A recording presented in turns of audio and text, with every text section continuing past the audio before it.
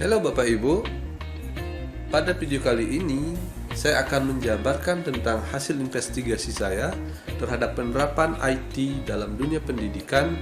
Ini khususnya pada aplikasi laporan pos pusat di Kabupaten Lombok Utara. Sehubungan dengan dasar penyusunan penganggaran, pelaksanaan, penatausahaan, dan pertanggungjawaban dana operasional sekolah di satuan pendidikan itu diatur sesuai dengan peraturan yang bersumber dari beberapa kementerian. Di antaranya yaitu adalah Peraturan Menteri Keuangan, kemudian Peraturan Menteri Dalam Negeri, dan Peraturan Menteri Pendidikan, Kebudayaan, Riset, dan Teknologi. Maka dirasa sangat perlu untuk mengintegrasikan melalui sistem informasi yang berbasis teknologi, yaitu berupa aplikasi pengelolaan dana BOS. Program aplikasi pengelolaan dana BOS pusat ini pada dasarnya digunakan untuk melakukan proses penyusunan anggaran, penatausahaan, pelaporan yang bersumber dari dana BOS pusat secara otomatis dalam sistem tersebut dengan pengelolaan data elektronik.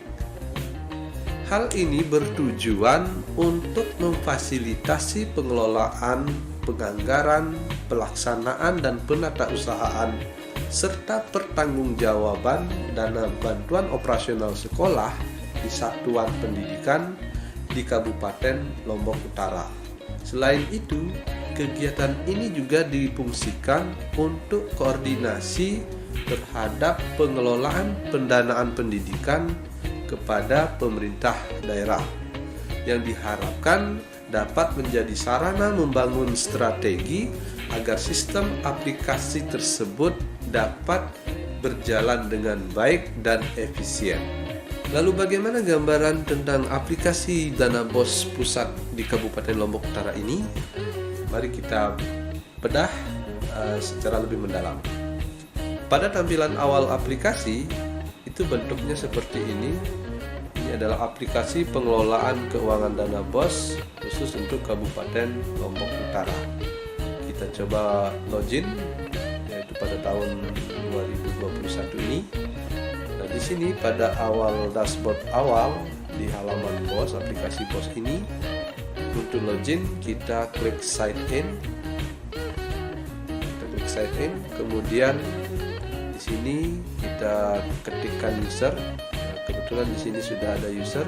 Kemudian passwordnya masukkan, lalu kita klik sign in. Oke, setelah masuk ke aplikasi, maka inilah tampilan aplikasi yang dimaksud. Nah, aplikasi ini terdiri dari beberapa menu.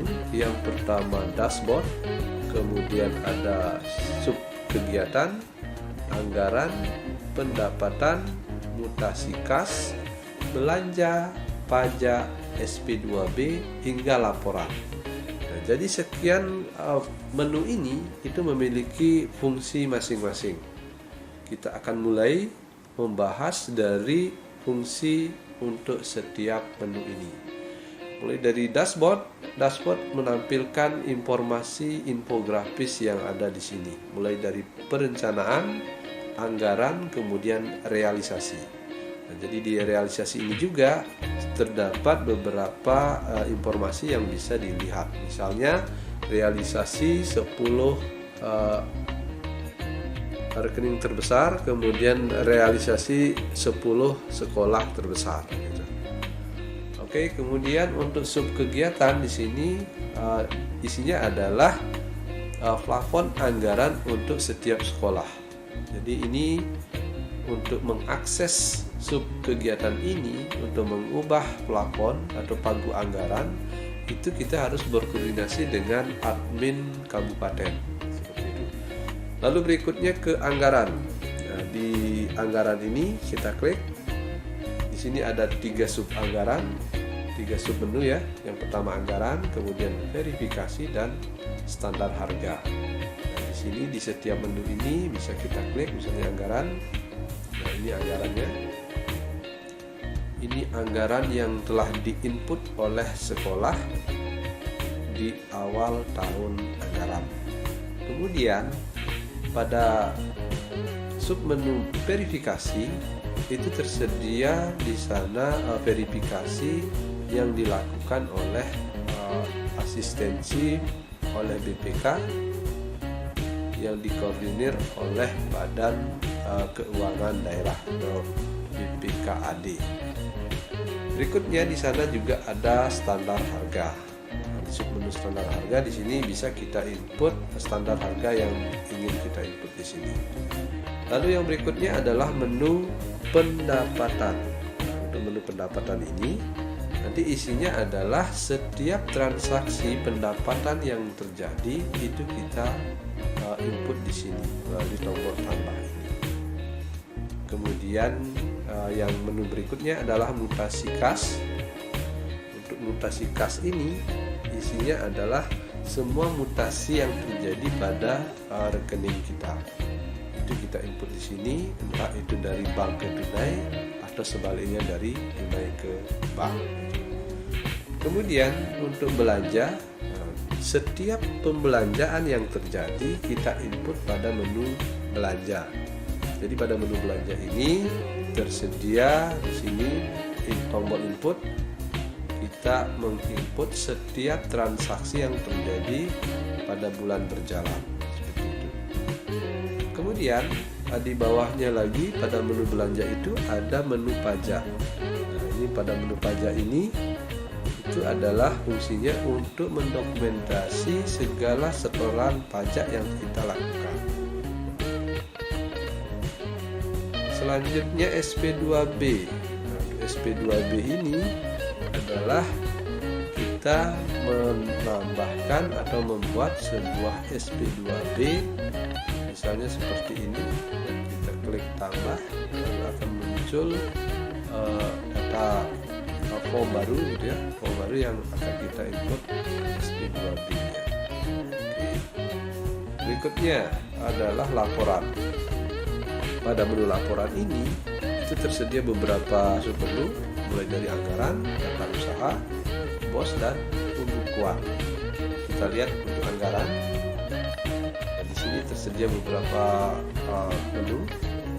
Ada RKA sekolah, rencana kerja anggaran sekolah, kemudian RKA per jenis, lalu anggaran kas, lembar verifikasi, hingga ada rekening. Oke, selanjutnya adalah menu tata usaha. Untuk menu tata usaha ini kita diberikan fasilitas di sini adalah misalnya buku pembantu umum, lalu buku pembantu bank, buku pembantu tunai, pembantu pajak, dan lain sebagainya.